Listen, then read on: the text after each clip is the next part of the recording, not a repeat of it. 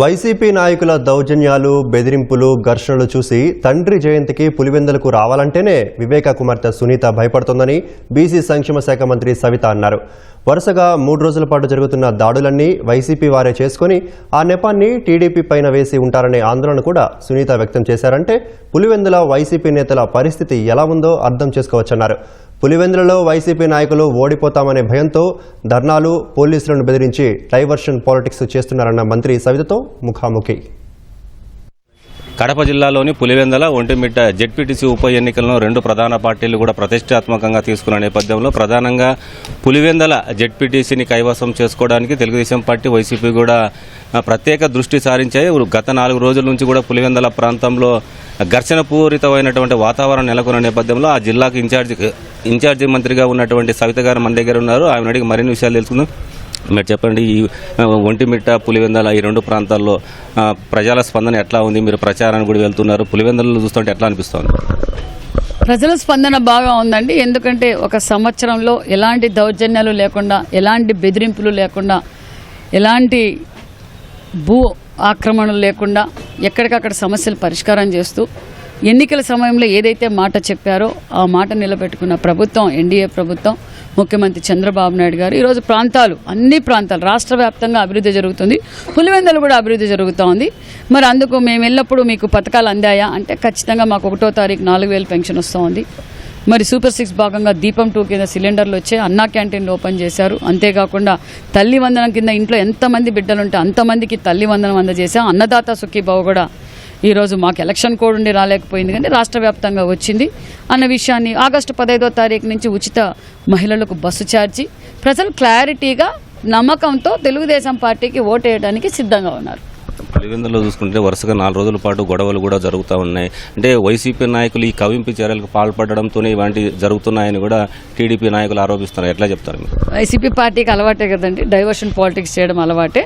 స్వయాన ముఖ్యమంత్రిగా 5 ఏళ్లు పనిచేసిన జగన్మోహన్ రెడ్డి గారే రపరప నడికితే తప్పే ఉందని ఒక ఆయన ముఖ్యమంత్రి గారు, మాజీ ముఖ్యమంత్రి గారు అంటారు. ఇంకొక ఆయనేమో రాత్రిపూటే గడిచేయాలా, కన్ను కొడితే రాత్రిపూటే చంపేయాలా అంటారు. ఇంకొకరేమో కారు కింద తొక్కుంటా పోతారు. రైతుల మీద గౌరవం లేదు, మహిళలంటే గౌరవం లేదు.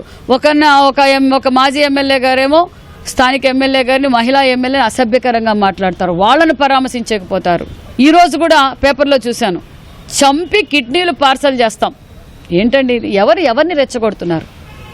పులివెందుల్లో కూడా ఎవరిని రెచ్చగొట్టారు? వైసీపీ పార్టీ నుంచి టీడీపీ పార్టీకి అభివృద్ధి చూసి వాళ్ళు వచ్చారు. వాళ్ళని ఎవరు రెచ్చగొట్టారు? ఫోన్లో కూడా ఆధారాలతో సహా చూపించాం. కూతుర్ని వివేకానంద రెడ్డి గారి జయంతికి రావద్దు అని అంటున్నారంటే ఏ విధంగా భయభ్రాంతులను చేస్తున్నారో ప్రజలను ఒక్కసారి ఆలోచించండి. నిరసన కార్యక్రమంలో ప్రజాప్రతినిధిగా ఉన్నటువంటి 3 సార్లు ఎంపీగా గెలిచినటువంటి అవినాష్ రెడ్డి ఎన్నికల ప్రవర్తన నియమావళిని ఉల్లంఘించి పెద్ద ఎత్తున పులివెందుల పోలీస్ స్టేషన్ దగ్గర ర్యాలీలు, ధర్నాలు చేశారు. పులివెందుల డీఎస్పీని కూడా అసభ్యకరంగా కావచ్చు, దూషణలో సతీష్ కుమార్ రెడ్డి ఎంపీ ఇద్దరు కూడా మాట్లాడినటువంటి పరిస్థితి. ఈ పరిణామాలను చూస్తుంటే పులివెందులు ఎట్లా అనిపిస్తుంది?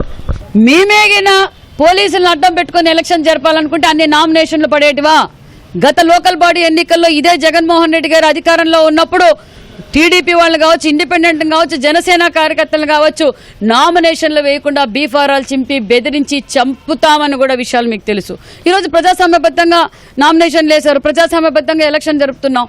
మేము ఎక్కడా దౌర్జన్యం చేయడంలా. వాళ్ళు ఏ విధంగా ప్రవర్తించారో నిన్న డిఎస్పీ దగ్గర చూసాం.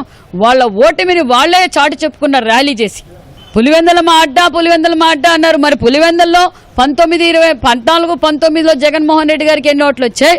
1924లో జగన్మోహన్ రెడ్డికి ఎన్ని ఓట్లు వచ్చాయో మేము అప్పుడే గెలిచాం. కడపలో ఎన్ని సీట్లు వచ్చాయో మేము చూసాం. ఖచ్చితంగా పులివెందుల జెడ్పీటీసీ కూడా మేము గెలవబోతున్నాం.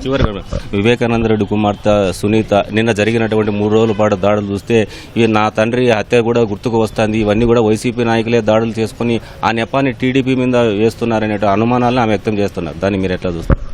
ఎవరు గొడ్డలి పొడితో బాబాయిని నరికి చంపారో ప్రజలకు, ఈ రాష్ట్ర ప్రజలకు, సెంట్రల్కు, మరి పులివెందుల ప్రజలకు ప్రత్యక్షంగా తెలుసు.